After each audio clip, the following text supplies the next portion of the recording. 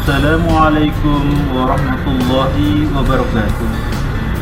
Kali ini Bapak akan menjelaskan tentang bersujud kepada Allah Subhanahu wa Ta'ala.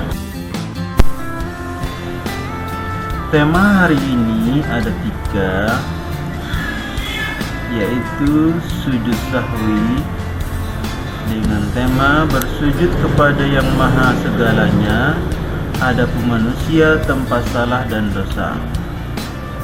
Sujud syukur dengan tema bersujud kepada Allah yang memberikan nikmat, dan nikmat apalagi yang akan kita dustakan. Fabi ayyi ala'i rabbikuma tukadziban. Sujud tilawah, bersujud kepada Allah yang mengajarkan rahasia hikmah dengan Al-Quran. Tahukah kalian arti sujud?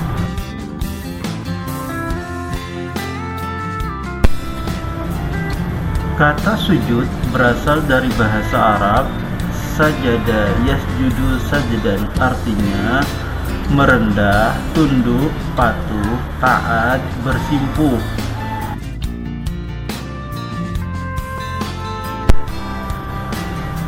Sujud merupakan gerakan inti dalam ibadah sholat. Tahukah kalian sujud adalah gerakan yang paling terdekat di hadapan Allah Subhanahu wa Ta'ala. Di bumi kita berbisik, di langit Allah mendengarnya. Tahukah kalian bahwa HP kecil yang kita genggam bisa menyambungkan komunikasi dengan orang yang sangat jauh jaraknya? Demikian pula Allah tanpa alat secanggih apapun, cukup berbisik di bumi.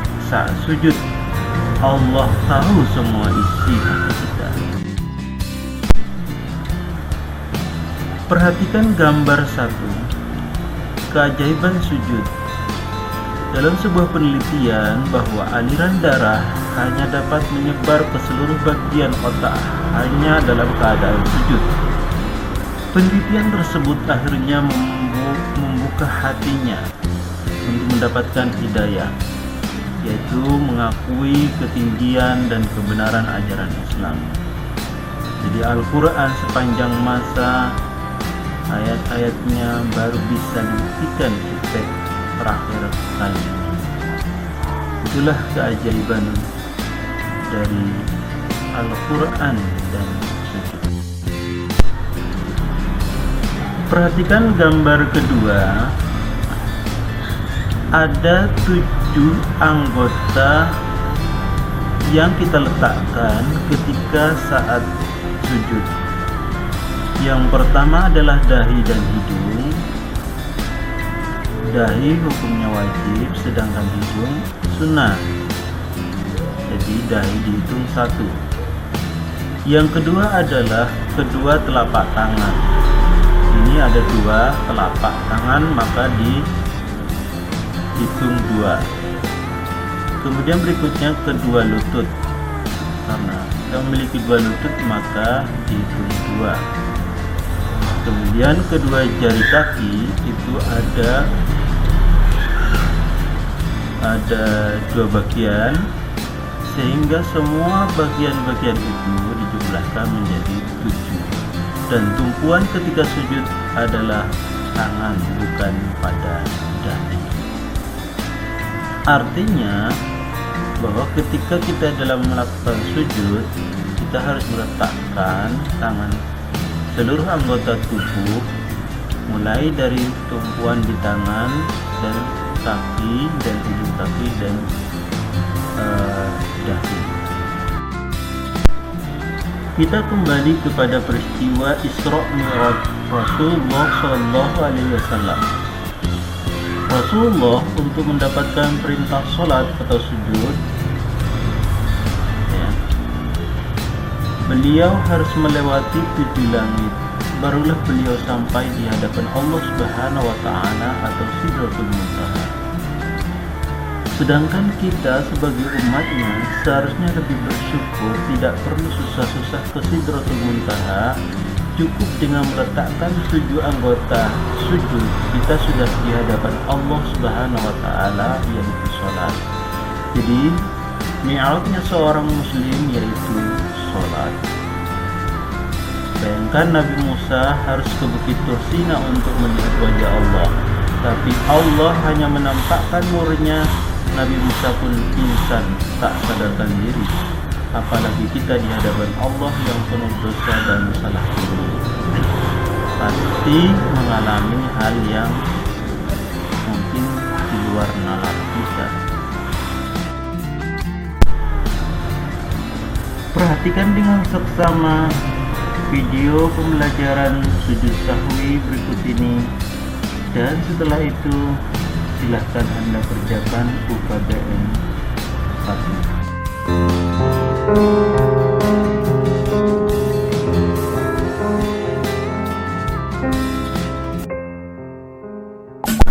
Pembahasan sujud sahwi.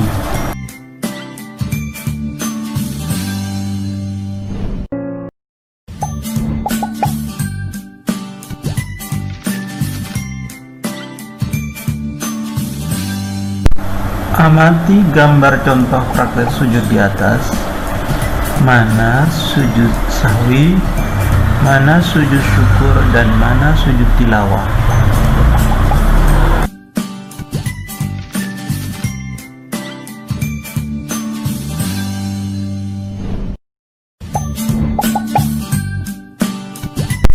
Gambar yang Bapak tunjukkan adalah contoh sujud sahwi dalam sholat berjamaah.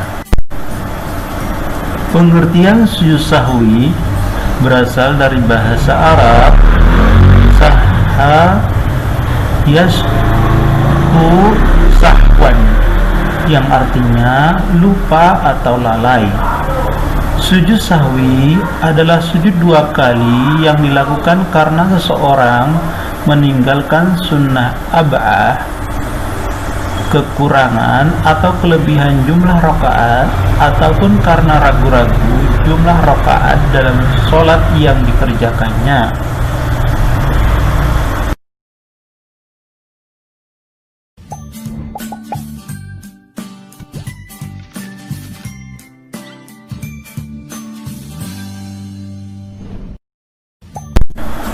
Adapun bacaan sujud sahwi yaitu Subhana man la yanamu wa la yashu, yang artinya Maha suci Dia yang tidak pernah tidur dan tidak pernah lupa.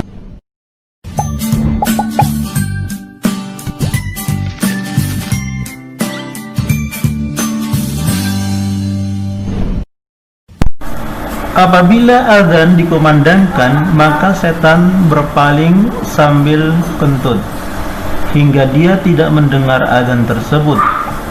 Apabila azan selesai dikumandangkan, maka ia pun kembali. Apabila dikumandangkan iqamah, setan pun berpaling lagi. Apabila iqamah selesai dikumandangkan, setan pun kembali. Ia akan melintas di antara seseorang dan nafsunya. Dia berkata, ingatlah demikian untuk sesuatu yang sebelumnya tidak mengingatnya, hingga laki-laki tersebut senantiasa tidak mengetahui berapa rakaat dia sholat.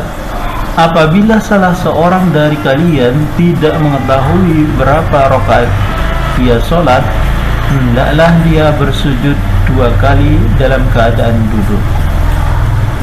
Hadis riwayat Bukhari nomor 1231 dan Muslim nomor 389.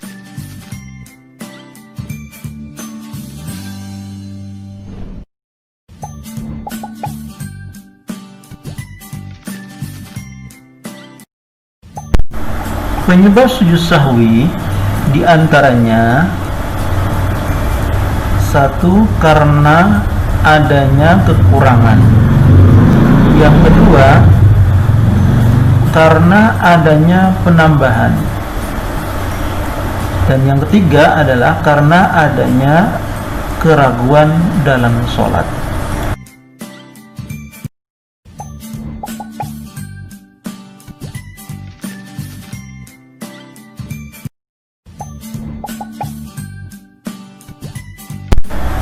Sujud sahwi dapat dikerjakan dalam sholat dan di luar sholat. Jika dikerjakan di dalam sholat, berarti kita ingat ketika sholat. Jika dikerjakan di luar sholat, maka ingatnya ketika selesai salam.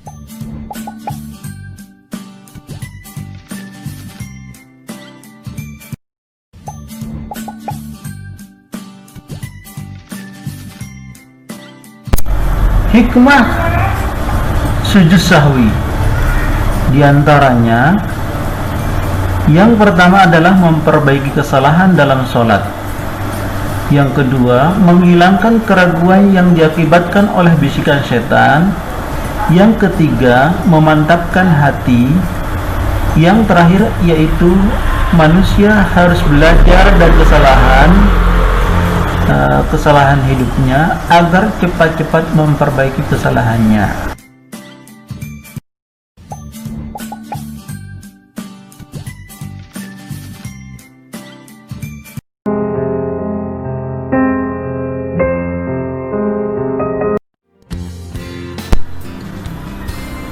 Bagaimana tata cara melakukan sujud sahwi di luar sholat? Tata cara melakukan sujud sahwi di luar sholat. Tata caranya, setelah salam, kemudian baru ingat ada kesalahan, kekurangan, kelupaan, kelebihan, atau keraguan dalam sholat. Jika terjadi salah satu di antara penyebab tersebut di atas, maka kita dianjurkan untuk melakukan sujud sahwi dalam rangka memperbaiki sholat. Pedoman praktek sujud sahwi di luar sholat. Yang pertama, melakukan takbiratul ihram. Setelah sholat yang kita kerjakan, tiba-tiba ingat ada salah satu dari penyebab sujud sahwi. Entah itu salah, kurang, ragu-ragu, atau meninggalkan sunnah abad ketika sholat, kita langsung melakukan takbiratul ihram dengan berniat untuk melakukan sujud sahwi. Kalau penyebabnya kekurangan rakaat, maka ditambah dulu rakaat yang kurang sehingga melengkapi kurangnya sholat kita, baru kita melakukan sujud sahwi. Bisa dilakukan di luar sholat maupun di dalam sholat. Bacaan sujud sahwi, Subhana man la yanamu wa la yashu, dibaca 3 kali, yang artinya Maha suci Dia yang tidak pernah tidur dan tidak pernah terlupa atau salah. Yang ketiga, duduk iftirasi dengan membaca Rabbi ghfirli warhamni wajburni warfa'ni warzuqni wahdini wa'afini wa'afani.